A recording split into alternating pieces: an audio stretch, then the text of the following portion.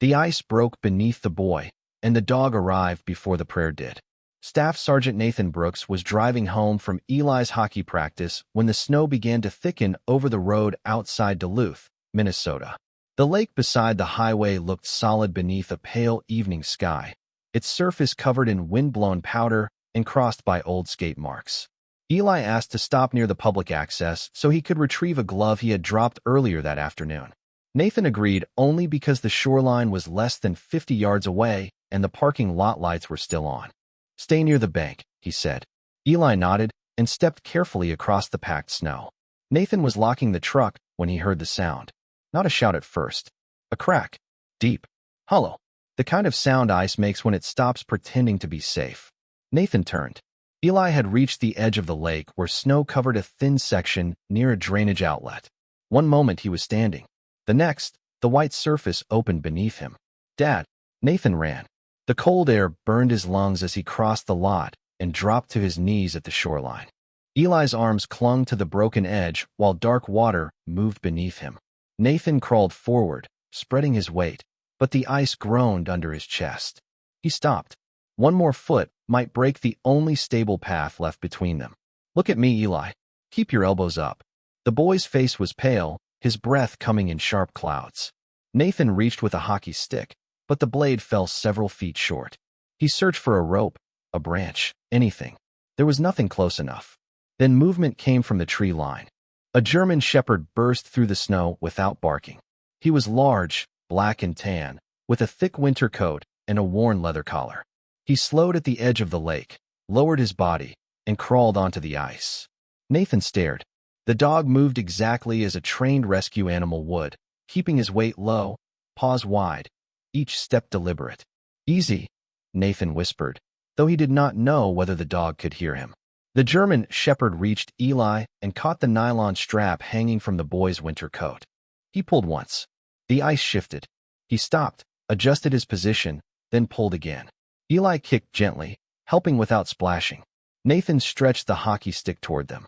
"Grab it when you can." The dog backed slowly, drawing Eli closer to stable ice. The boy's glove brushed the stick. Nathan moved forward one careful inch and caught Eli's sleeve. Together, man and dog pulled him across the snow until his body cleared the break. Nathan wrapped both arms around his son and dragged him toward shore. The German shepherd remained between them and the open water, watching until all three reached solid ground. Nathan removed his coat and wrapped it around Eli. "Can you feel your hands?" "A little." Eli's voice shook, but he was alert. Nathan checked his breathing, face, and eyes, using the calm tone he had once relied on in field emergencies. Then he looked at the dog. Snow melted along the German shepherd's muzzle. His amber eyes remained fixed on Eli. No excitement. No demand for praise. Only quiet attention. Nathan opened the truck and turned the heat to its highest setting. He helped Eli into the back seat, then called emergency services. The German shepherd stood outside the open door, wet from the chest down. "Come on," Nathan said. The dog did not move. Nathan stepped aside. "You saved him. You are coming with us."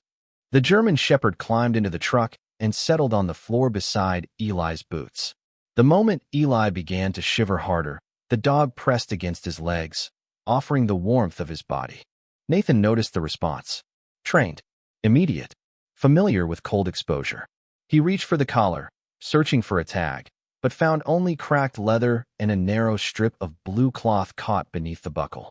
No name. No number. As the ambulance lights appeared through the snow, Eli lowered one hand onto the dog's head. "Do you think he belongs to someone?" Nathan looked at the German shepherd, then toward the dark trees where he had appeared. "A dog like this belongs to a story." The dog lifted his head and looked toward the lake once more, as if listening for something still hidden beneath the wind. The paramedics examined Eli inside the ambulance while Nathan stood close enough to answer every question before it was asked. The boy was cold, frightened, and exhausted, but his breathing was steady and his awareness clear. The German shepherd remained on the pavement near the open rear doors, water dripping from his coat onto the salt-streaked concrete. He ignored the flashing lights. He ignored the voices. He watched Eli. One paramedic noticed. "That your dog?" Nathan shook his head. "He pulled my son out." The paramedic looked at the animal differently after that. Then he should get warm too. A boathouse near the public access had been opened for emergency crews, and Nathan led the dog inside while Eli was wrapped in heated blankets. The room smelled of wet wool, lake water, and old cedar. A portable heater clicked near the wall. Nathan found a stack of clean towels and began drying the German Shepherd from the shoulders down. The dog allowed it without resistance, but every time Eli shifted on the cot, his ears turned toward the sound. "You know what you are doing," Nathan said quietly. The dog met his eyes, then looked away. Nathan had worked beside military working dogs during his years in the Marine Corps. He knew the difference between instinct and training. This dog had approached thin ice with controlled weight. He had chosen the coat strap instead of the boy's arm. He had stopped pulling when the ice moved. None of that was accidental. Eli reached one hand from beneath the blanket. The German Shepherd stood, crossed the room, and placed his head beneath the boy's palm. "He stayed with me," Eli said. "The whole time." Nathan knelt beside the cot. "You stayed calm. That helped." "I was not calm." "You listened anyway." The words were meant for Eli, but Nathan felt them settle somewhere inside himself. Since Rachel's death 2 years earlier, he had confused protection with control. He checked every route, counted every minute, watched every door. Yet one ordinary stop had nearly taken his son beyond his reach. The knowledge left him colder than the wind outside. The paramedics decided Eli did not need hospital transport as long as Nathan monitored him through the night and followed up in the morning. Before leaving, one of them gave Nathan a reflective emergency blanket for the dog. The German Shepherd recognized it immediately. He stepped onto it, circled once, and lay facing the cot. Nathan noticed the hand signal response when he motioned for space. The dog shifted back exactly 2 feet. "Search and rescue," Nathan said. The older paramedic nodded. "Looks like it." Nathan checked the collar again. No tag, no phone number, only worn leather, a faint stamped code almost hidden by age, and the narrow strip of blue cloth beneath the buckle. He touched the fabric. The dog did not pull away, but his eyes sharpened. "This matters to you." Eli looked over. Maybe it came from his owner. Nathan studied the faded thread. The blue was familiar in a way he could not place. Not bright enough for a leash. Too narrow for a scarf. It looked like part of a uniform trim or rescue vest. The storm worsened before they could leave, turning the parking lot into a white blur. Nathan decided to wait inside the boathouse until visibility improved. He made a bowl from a clean container and offered the dog water. The German Shepherd drank only after Eli finished his own. When Nathan set down food from an emergency supply pack, the dog smelled it but did not eat. He returned to the cot and lay close to Eli's boots. "He will not leave until he knows I am okay," Eli said. Nathan looked toward the fogged window. Maybe. Near midnight, the snow softened. Nathan carried Eli to the truck and opened the rear door for the dog. The German Shepherd climbed in without hesitation and settled beside the boy again. During the drive home, Eli fell asleep with one hand resting on the dog's neck. Nathan watched them in the mirror. For the first time since the lake, the tightness in his chest eased. At the house, he prepared blankets near the fireplace, but the German Shepherd ignored them. He walked down the hallway, stopped outside Eli's bedroom, and lay across the doorway. Nathan stood behind him in the dark. The dog had accepted warmth, shelter, and trust. Yet he positioned himself like a guard who expected the night to ask for more. Nathan looked at the blue cloth on the old collar and felt the first edge of recognition. Rachel had once owned a winter rescue jacket with that exact shade stitched along the sleeve. Nathan checked Eli twice before midnight and once again at 2 in the morning. Each time, the boy slept beneath 2 blankets. Color returned to his face, breathing slow and even. The German Shepherd remained across the doorway, head on his paws, eyes open whenever Nathan passed. At 3:47, a soft metallic tap moved through the hallway. Nathan opened his eyes in the living room chair. The fire had burned low.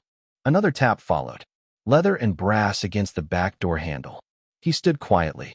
The German Shepherd was waiting beside the door, body still, ears raised toward the darkness outside. "You need to go out?" Nathan whispered. The dog looked at him, then at the narrow strip of blue cloth beneath his collar. Nathan felt the memory sharpen. Rachel's old winter rescue jacket had carried the same blue trim along one sleeve. She had worn it during volunteer shifts before Eli was born, though she had rarely spoken about those years. Nathan crossed the room and unlocked the door. Cold air entered at once, smelling of snow, pine, and the distant lake. The German shepherd stepped onto the porch. He did not move toward the yard. He faced the road leading back toward the shoreline. "Stay close," Nathan said. The dog turned his head. For 1 second, his amber eyes held Nathan's. Then he descended the steps and walked into the falling snow. Nathan pulled on his boots and coat, but by the time he reached the driveway, the dog had already crossed the road and entered the tree line. "Hey!" The German shepherd stopped between two dark pines. His shape was barely visible beneath the porch light. Nathan took several steps forward. "Come back inside." The dog looked toward the house, then toward the lake. One look, one turn, then only snow. Nathan followed the tracks for nearly 100 yards before they disappeared beneath fresh powder on an old footpath. He stood there listening. No bark, no collar, no sound except wind moving through bare branches. Every instinct told him to continue. Every responsibility pulled him back toward the house where his son slept. Nathan remained in the trees for several seconds, caught between the two. Then he returned. At the porch, he noticed something near the bottom step. A small piece of blue fabric rested on the snow, not the strip beneath the collar. This piece was wider, frayed at one end, with a narrow line of silver thread running through it. Nathan picked it up. The material was old but familiar.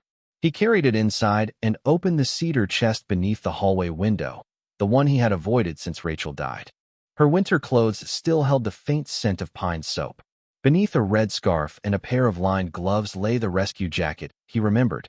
The left sleeve had been repaired with ordinary black stitching. Along the cuff, the original blue trim was missing. Nathan placed the fabric against the torn edge. It matched. Exact color. Exact width. Exact silver thread. His breath stopped for a moment. Rachel had never mentioned owning a German shepherd. She had never told him why the jacket had been damaged. Yet the dog had appeared at the lake wearing a piece of it beneath his collar. Footsteps sounded behind him. Eli stood in the hallway wrapped in a blanket, hair flattened on one side. "Where is he?" Nathan closed the jacket slowly. "He left." Eli looked toward the empty doorway. "Why?" "I do not know." The boy noticed the fabric in Nathan's hand. "Was that on him?" Nathan nodded. Eli stepped closer. "Mom's." "I think so." The room became very quiet. Eli looked at the jacket, then at the door again. Maybe he knew her. Nathan wanted to dismiss the idea. Grief made patterns where none existed. Memory borrowed meaning from coincidence. He had told himself that for 2 years. But coincidence had not crawled across thin ice. Coincidence had not guarded Eli's door. Coincidence had not worn a piece of Rachel's jacket. Nathan checked the clock. For 12. Sunrise was still more than 3 hours away. Outside, snow filled the dog's tracks until the yard looked untouched. Eli sat beside the cedar chest. "Will he come back?" Nathan looked toward the road leading to the lake. "I'm going to find out who he is." He folded the blue cloth into a clean handkerchief and placed it beside the worn collar impression he had sketched from memory. The dog had saved his son, watched over him, and vanished before anyone could ask for a name. But he had left behind one thing Nathan could follow. Not a tag, not an address. A piece of the life Rachel had never told them about. Nathan waited until morning before taking Eli to Dr. Emily Carter's veterinary clinic on the edge of Duluth. The sky had cleared, but the cold remained sharp enough to make every parked car shine with frost. Eli carried Rachel's old rescue jacket folded across his lap. Nathan kept the piece of blue fabric inside a sealed sandwich bag beside the notes he had written about the dog's collar, size, coat, and behavior. The clinic smelled of disinfectant, cedar shavings, and fresh coffee. Emily listened without interrupting as Nathan described the lake, the rescue, the empty collar, and the dog's disappearance before sunrise. When he finished, she held the blue cloth beneath a bright examination lamp. "This is not ordinary trim," she said. "Reflective rescue webbing. Older style." Nathan placed Rachel's jacket on the counter. Emily aligned the fabric with the missing strip along the sleeve. "It belongs here." Eli stood close enough to touch the jacket, but did not. "Can you find the dog from that?" "Not from the fabric." Emily looked at Nathan's sketch. "But you said there was a stamped code inside the collar." "Faint. 6 digits, maybe 7. Nathan had copied everything he could remember. Emily entered the numbers into an old registry used by regional search and rescue groups. The first search returned nothing. The second produced an expired record under a name Nathan did not recognize. Linda Green. The address was 23 miles north, near an abandoned volunteer rescue station. Nathan felt hope rise, then forced it down. A record was not the same as an answer. They drove through pine roads narrowed by snowbanks until they reached a weathered farmhouse with a blue mailbox leaning toward the ditch. An older woman opened the door before Nathan knocked. Her silver hair was tied behind her neck, and she studied the jacket in his hands before looking at his face. "Where did you get that?" "It belonged to my wife." Nathan showed her a photograph of Rachel. Linda's expression softened with recognition. "Rachel Brooks." Eli stepped closer. "You knew my mom?" Linda invited them inside. The house was warm and crowded with framed photographs of rescue teams, winter drills, and dogs wearing reflective harnesses. One photograph showed a younger Linda beside several German shepherds, but none clearly matched the dog from the lake. Nathan explained what had happened. When he described the old collar code, Linda closed her eyes. "That registration was under my name because my husband handled the paperwork." "Walter Green?" Nathan asked. She nodded. "He trained ice rescue dogs for the county volunteer unit." "Did one belong to Rachel?" Linda looked toward the hallway. "That depends on what you mean by belong." Footsteps sounded from the back room. Walter Green entered slowly, tall even in old age, wearing a flannel shirt and work boots. His eyes went first to Rachel's jacket, then to the blue fabric, then to Nathan. "You should not have come here chasing a ghost," he said. Nathan placed the photograph of the German shepherd from his phone on the table. A paramedic had taken it near the ambulance. "This dog saved my son yesterday." Walter looked at the image only once. His hand tightened around the back of a chair. "That is not possible." Eli watched him carefully. "You know him?" "I knew a dog who looked like him." "What was his name?" Walter turned away. "That dog has been gone for years." Nathan heard the difference between gone and dead. "Is his name Shadow?" Walter's shoulders became still. Linda looked at her husband. "Tell them." He did not answer. Eli moved toward a large photograph hanging near the fireplace. It showed a winter rescue team standing beside the frozen lake. Rachel was there, younger, smiling beneath a knit cap. At her side sat a black and tan German shepherd with amber eyes and a worn leather collar. A strip of blue fabric was tied beneath the buckle. Eli touched the glass. "Dad." Nathan crossed the room. The dog in the picture had less silver around his muzzle, but the eyes were the same. So was the narrow pale mark along one ear. Below the photograph, a brass plate listed the team members. Rachel Brooks. Walter Green. K9 Shadow. Nathan looked at Walter. "You told me he could not be alive." Walter stared at the image as if it had opened a door he had spent years keeping closed. "I said he should not be." Outside, wind moved snow from the roof in a soft white sheet. Nathan held Rachel's jacket against his chest. The wrong answer had been simple. A lost dog. An old registration. A coincidence. The truth stood framed on the wall, 8 years old, and watching them with the same amber eyes that had pulled Eli from the ice. Walter remained silent for so long that the clock above the fireplace became the loudest sound in the room. Eli stood beneath the photograph, looking from Rachel's younger face to the German shepherd beside her. Nathan waited. He had spent years learning not to fill silence too quickly. Sometimes people used silence to think. Sometimes they used it to hide. Shadow was hers, Walter finally said. Not on paper. On paper, he belonged to the unit. But every dog chooses one person to trust beyond command. He chose Rachel.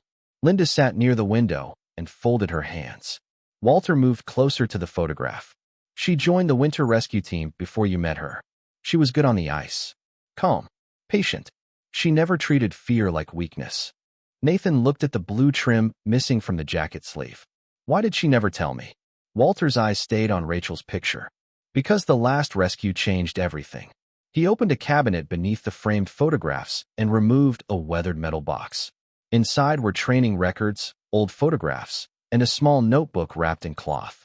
He handed the notebook to Nathan. Rachel's name was written inside the cover. Her handwriting filled the pages with notes about weather, ice thickness, equipment, and Shadow's responses. Near the back, one sentence had been underlined twice. He knows when the ice lies. Nathan read it again. Eli leaned close. What does that mean? Surface ice can look solid while water moves underneath, Walter said. Shadow learned to detect changes near springs, drainage outlets, and pressure cracks. He would stop before people saw the danger. Nathan remembered the place where Eli had fallen. Snow-covered ice beside a drainage outlet. Shadow had known. Walter turned another photograph toward them. Rachel knelt beside Shadow at the same lake, one hand beneath his collar. The blue strip was visible around her sleeve. 8 winters ago, a search call came in after dark, Walter said.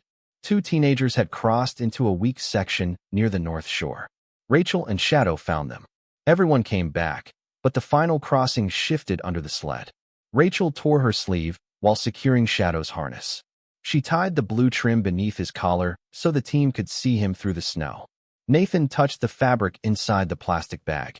He kept it all these years. Yes. Walter sat down slowly. After that season, Rachel left the unit. She was expecting Eli, and she wanted a different life. Eli looked at his father. Nathan felt the room tilt around a fact simple enough to understand and painful enough to change the shape of memory. Rachel had carried an entire chapter of courage into their marriage without opening it. What happened to Shadow? He asked. Walter closed the metal box. Rachel asked me to keep him working. She believed he needed the job. For several years, he trained younger dogs and helped with winter searches. Then she died. The words landed gently, but nothing about them felt gentle. He changed after the funeral, Linda said. Stopped sleeping inside.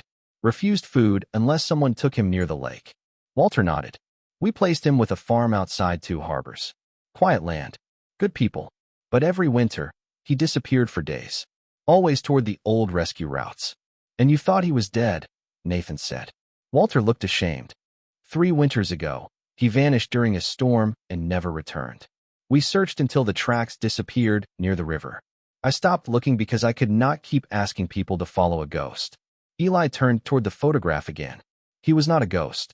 No, Walter said. He was waiting. Nathan opened Rachel's notebook to the final page. A folded photograph slipped free and landed on the table. It showed Rachel sitting on the boathouse steps with Shadow's head in her lap. On the back, she had written a message Nathan had never seen. If anything ever happens to me, he will keep going where I taught him. Trust the places he returns to. Nathan read it twice. His throat tightened, but he did not look away. Rachel had not left an explanation. She had left faith in a dog. Eli placed one hand over the photograph. He came back for us. Walter's eyes softened. Maybe he recognized Rachel's scent on the jacket you kept. Maybe he heard Eli near the ice. Maybe some bonds last longer than anyone understands. Nathan looked toward the snow beyond the window. Where would he go after leaving our house? Walter stood and crossed to an old county map pinned near the kitchen. He marked 3 locations with his finger. The abandoned rescue station, the North Shore training cove, a wooded access road near a closed ranger cabin. Shadow never wandered, he said. He followed unfinished work. Nathan folded Rachel's note and placed it carefully inside his coat. The dog had not disappeared because he feared staying. He had returned to the map of a life he still remembered. Somewhere beyond the white roads and frozen trees, Shadow was following another signal. This time, Nathan would not wait for him to come back alone. Nathan left Walter's farmhouse before noon with Rachel's notebook, the county map, and a list of the 3 places Shadow was most likely to visit. Eli sat beside him in the truck, holding the old photograph inside a clear sleeve. Snow moved across the road in thin white ribbons, and the pines along the shoulder leaned beneath the weight of the night's storm. Nathan had called Deputy Claire Morgan before leaving. She agreed to meet them at the abandoned rescue station and warned him not to follow any tracks onto the lake without proper equipment. I know, Nathan said. He had spent years teaching Eli that caution was not fear. Still, the road ahead felt less like a search and more like entering a part of Rachel's life that had been waiting without them. The station stood near the North Shore, a low wooden building half hidden behind snowbanks. Claire arrived in a county utility vehicle carrying snowshoes, rescue rope, emergency blankets, and a handheld radio. No one goes off the marked trail, she said. Eli nodded. Nathan checked his gloves and packed twice. Inside the station, dust covered the benches, but someone had recently disturbed the floor near the old equipment wall. A metal water bowl sat beneath a window. Beside it lay several black and tan hairs and a small piece of dried food. Eli crouched. He was here. Nathan touched the rim of the bowl. A thin layer of water had not yet frozen solid. Recently, Claire examined the back door. Paw prints led toward the shoreline, then turned north along the tree line. They followed them through knee-deep snow for nearly half a mile. Shadow's trail appeared and vanished beneath wind-blown powder, but every few hundred feet they found another sign. A pressed hollow beneath a pine, a scrape on a fallen log, a strand of blue fabric caught on bark. The dog was not moving randomly. He was checking places he remembered. At the training cove, the tracks reached the edge of the frozen lake and stopped. Nathan felt his chest tighten. Claire tested the surface with an ice chisel and shook her head. Too unstable near the inlet. Eli looked across the white expanse. Would he cross? Not if Walter trained him well, Nathan said. Rachel's notebook carried the same warning on several pages. Never trust white ice near moving water. Shadow knew when the ice lied. The prince turned away from the lake and climbed toward the wooded access road. Near the top of the ridge, Claire's radio crackled with a county bulletin. An older man and his 11-year-old granddaughter had failed to return after their vehicle became stuck during the storm. Their last known route passed within 2 miles of the closed ranger cabin marked on Walter's map. Nathan looked at Claire. That is where Shadow would go. She studied the tracks ahead. They were moving in the same direction. Then we call this in before we move another step. Claire gave their location and requested a search unit to approach from the south. Nathan waited until dispatch confirmed. Only then did they continue. The road narrowed between snow-heavy spruce trees. Tire marks appeared beneath the new snow, then ended near a drift nearly 4 feet high. A dark sport utility vehicle sat angled beside the ditch, its doors closed and windows frosted from within. Claire checked it while Nathan and Eli remained back. No one was inside. A wool hat rested on the passenger seat, and the rear cargo door stood slightly open. Small footprints led away from the vehicle beside a larger set. Over both were the clear paw prints of a German shepherd. Shadow found them, Eli said. Nathan followed the trail with his eyes. It led uphill toward the old ranger cabin. The wind carried a faint sound through the trees. Not a voice. A single bark. Low. Controlled. Then silence. Nathan knew that bark. It was not fear. It was location. He tightened the straps on his pack. He is holding them in place. Claire raised the radio. Search team, we have a probable direction. Eli started forward, but Nathan placed one hand on his shoulder. The old version of himself would have sent him back to the truck and locked every door between his son and danger. Instead, Nathan looked into Eli's face and saw Rachel's steadiness there. You stay between me and Claire. You step where we step. You do not leave the trail. Eli nodded. Together, they moved toward the cabin. Another bark came through the snow, closer this time. Shadow had not vanished from their lives. He had gone where someone was still waiting to be found. The trail climbed through a narrow stand of spruce where the snow reached above Eli's boots and the wind lost some of its force. Nathan moved first, testing each step before allowing his son forward. Claire stayed behind Eli with the radio raised near her shoulder. The German shepherd's prints ran straight toward the ranger cabin, then circled once around the back wall. Another bark came from inside. One sound. Controlled. Certain. Nathan reached the porch and saw where Shadow had cleared snow from the lower edge of the door with his paws. The latch had frozen, but the wood was intact. County search team, Claire called. Can anyone hear us? A man answered from inside. His voice was weak but steady. Yes, we are here. Nathan worked the latch with a multi-tool while Claire kept dispatch informed. The door opened only a few inches before something blocked it from within. Move away from the entrance, Nathan said. We are coming in. He pushed again, slowly. A wooden bench scraped across the floor. Warm air did not meet them. The cabin was only slightly less cold than outside, carrying the smell of old pine, wet wool, and a small fire struggling in a rusted stove. An older man sat against the wall beneath 2 emergency blankets. Beside him, an 11-year-old girl wore an oversized coat and held both hands around a metal cup. Shadow stood between them and the door. Snow covered his back. The faded blue strip remained beneath his collar.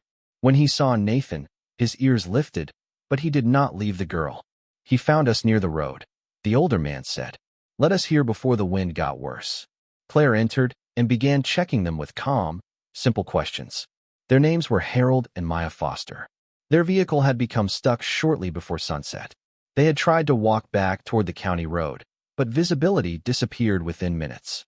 Shadow had appeared from the trees, circled them twice, then walked ahead and waited until they followed. He brought us to the cabin, Maya said. Then he would not let us leave. Nathan looked at the dog. Shadow had not wandered from one memory to another. He had moved from danger to danger, finishing each task before taking the next. Eli stepped through the doorway. Shadow saw him and became completely still. For a moment, the room held only the soft crackle of the stove and the wind brushing snow against the walls. Eli removed one glove. Shadow. The name changed the dog. His head lifted. His eyes widened slightly. 8 years seemed to pass through one breath. Eli said it again. Shadow.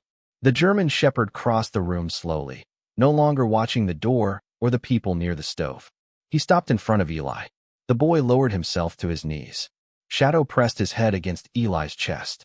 Eli wrapped both arms around his neck and closed his eyes. Nathan looked away for a second because the expression on the dog's face was not excitement. It was recognition finally given permission to become rest.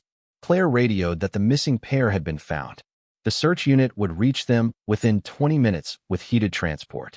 Nathan added dry fuel from his pack to the stove, while Claire gave Harold warm water and checked Maya's hands.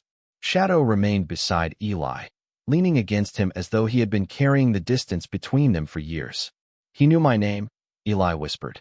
Nathan crouched nearby. He knew something. Eli touched the blue cloth beneath the collar. Mom tied this there. Nathan nodded. He had spent 2 years protecting Rachel's memory by keeping it still. No unopened boxes. No unanswered questions. No parts of her life that might change the version he could bear to hold. Shadow had done the opposite. The dog had carried her memory through storms, across roads, and back to the people she left behind. Outside, engine lights appeared between the trees. The rescue team entered with blankets and a low transport sled. Harold and Maya were prepared first. Shadow watched until both were secured. Only then did his legs begin to tremble. Nathan noticed and reached for him. Your turn. The German shepherd took one step toward the door, then lowered himself into the snow just beyond the porch. Eli knelt beside him. You do not have to go anywhere else. Shadow's eyes remained open, but the restless search had left them. Nathan placed Rachel's emergency blanket across the dog's back. The blue strip moved gently beneath his collar. Shadow had saved Eli. He had found Harold and Maya. He had returned to the cabin where Rachel once trained him. Now, at last, someone had called him by the name he remembered. The rescue team reached the ranger cabin as daylight began to thin behind the trees. Harold and Maya were taken first, wrapped in heated blankets and secured in a tracked utility vehicle for the ride back to the county road. Shadow watched from beside Eli, his breathing slow but heavy, his head resting against the boy's knee. Nathan stayed close while a medic checked the German shepherd for cold stress, dehydration, and exhaustion. He is worn down, the medic said, but he is stable. Eli kept one hand beneath Shadow's collar. He is coming with us. Nathan looked at the dog, then at the trail beyond the cabin. For years, Shadow had followed routes no one else could see, guided by training, memory, and the quiet discipline Rachel had built into him. Now there was nowhere left he needed to run. Claire arranged space in the second vehicle, and Nathan lifted Shadow carefully onto a padded blanket. The German shepherd did not resist. He only turned his head until Eli climbed in beside him. During the ride back, the windows fogged from warm air and wet coats. Shadow slept for several minutes at a time, waking whenever the vehicle slowed. Each time, Eli said his name, and the dog settled again. At Dr. Emily Carter's clinic, Walter and Linda were already waiting. Walter stood when Shadow was carried through the side entrance. The older man did not speak at first. He removed his cap and held it against his chest. Shadow opened his eyes. Walter stepped closer, lowered himself beside the table, and placed one hand near the dog's muzzle. You stubborn old friend. Shadow smelled his fingers, then looked past him toward Nathan and Eli. Walter noticed. He made his choice. Emily examined Shadow beneath warm lights. His paws were sore, his coat held burrs and ice, and he needed fluids, food, and several days of rest. There was no serious injury. The news released the breath Nathan had been holding since the cabin. Eli sat on the floor beside the treatment table while Shadow drank small amounts of water. Walter handed Nathan a worn leather folder. Inside were Shadow's original training records, photographs of Rachel, and a transfer form that had never been completed after the farm reported him missing. There is no registered owner now, Walter said. Not one the county can verify. Nathan looked at Eli. The boy did not ask. He simply rested his hand on Shadow's shoulder. Then we will do it correctly, Nathan said. Emily smiled faintly. I can start the paperwork. Walter reached beneath Shadow's collar and touched the blue strip Rachel had tied there years earlier. Leave that part. I was going to. Nathan spent the evening cleaning the old collar at home while Eli prepared a bed near his bedroom door. He added a new brass tag with Shadow's name, their address, and his phone number. Beneath it, he secured Rachel's blue fabric exactly where it had always been. When Shadow returned from the clinic 2 days later, he paused on the porch. The house glowed behind Nathan. Snow covered the yard. The road toward the lake remained open and pale beneath the winter sky. Nathan did not pull the leash. Eli stood inside with the door wide. Shadow looked toward the trees, then toward the boy. He stepped across the threshold. No command. No hesitation. He walked down the hallway, inspected Eli's room, and lay across the doorway in the same position he had chosen on the first night. This time, the collar carried a name. Nathan sat beside him and fastened the cleaned leather gently around his neck. The new tag touched the old blue cloth with a soft metallic sound. Eli knelt nearby. Will he stay? Nathan looked at Shadow's eyes, already closing beneath the warm hallway light. He knows where home is now. Later, after Eli fell asleep, Nathan opened Rachel's notebook one more time. On the final page, beneath weather notes and rescue routes, she had written a line he had overlooked. A good rescue dog does not return because the work is easy. He returns because someone is waiting. Nathan closed the notebook and placed it on the shelf beside the framed photograph of Rachel and Shadow. In the hallway, the German shepherd slept between the room of the boy he had saved and the front door he no longer needed to guard alone. By late March, the hardest snow had pulled back from the roads around Duluth, leaving gray banks along the shoulders and thin sheets of ice beneath the trees. Nathan stood beside the old rescue station with a hammer in one hand and Rachel's notebook open on the hood of his truck.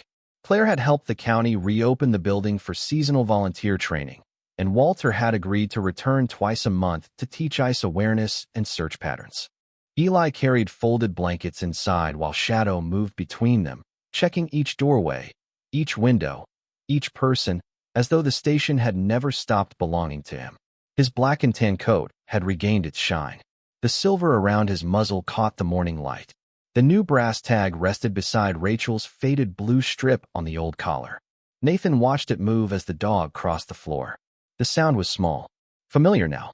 This shelf goes here, Eli said, pointing toward the wall near the emergency radio. Nathan measured twice before securing it. He had learned that repair was not the same as erasing damage. The old nail holes remained beneath the new wood. The station still carried scratches from equipment, smoke stains near the stove, and the faint outline where team photographs had once hung. Nathan left those marks visible. Some places deserved to remember who had passed through them. Walter arrived near noon carrying a wooden box of training gear. He placed an old reflective harness on the table and looked at Shadow. Think he still knows the work. Shadow sat before anyone gave a command. Walter smiled. That answers that. The first class included 6 volunteers, 2 teenagers from the local hockey association, and a young father who had nearly driven onto unsafe lake ice the winter before. Nathan stood in front of the map, while Eli sat beside Shadow near the door. He explained pressure cracks, drainage outlets, moving water, and the difference between clear ice and snow-covered ice. His voice remained steady until he reached the cove where Eli had fallen. Then he paused. Shadow lifted his head. Nathan looked at his son. Eli did not look afraid. He looked ready. The surface can lie, Nathan said. So we never trust appearance alone. Walter gave Shadow a hand signal.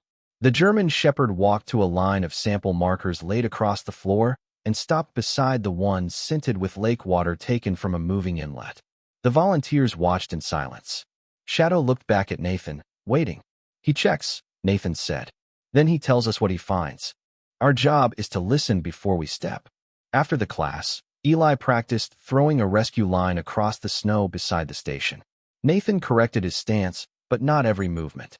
The old instinct to control each risk still lived inside him. It simply no longer made every decision. Eli missed the first throw. then the second. On the third, the rope landed across the painted target. Shadow trotted over, picked up the end, and carried it back. Eli laughed. The sound moved through the clearing, bright and unexpected. Nathan felt Rachel there, not as a wound opening again, but as something warm passing through. At sunset, they locked the equipment cabinets and checked the porch light. Walter handed Nathan a small metal plaque. The county had approved it for the entrance. Nathan read the words once. Rachel Brooks Winter Rescue Station. He looked at Walter. She would have hated seeing her name that large. Then she would have complained while helping mount it. Nathan laughed quietly. Together, they fixed the plaque beside the door. Eli stood beneath it with one hand on Shadow's collar. The blue fabric stirred in the evening wind. They drove home after dark. Snow began falling again, soft and slow, touching the windshield without hiding the road. At the house, Shadow entered first. He checked Eli's room, the kitchen, and the front window. Then he settled in the hallway between the bedroom and the door. Nathan turned off the lights, leaving only the small lamp near Rachel's photograph. Eli appeared in his doorway. "Dad, what is it? Do you think Mom sent him back?" Nathan looked at Shadow. The dog opened one amber eye, then closed it. "I think she taught him where to return." Eli nodded and went to bed. Nathan sat beside Shadow for a moment and touched the worn collar. He had spent 2 years believing love survived by being protected from change. Shadow had shown him something gentler. Love survived by continuing the work it began. Outside, the snow covered the road toward the lake. Inside, the house held the steady breathing of a boy, a Marine, and the German shepherd who had found his way back to both. Shadow no longer watched the door as though waiting to leave. He rested beside it because everyone he loved was finally on the same side.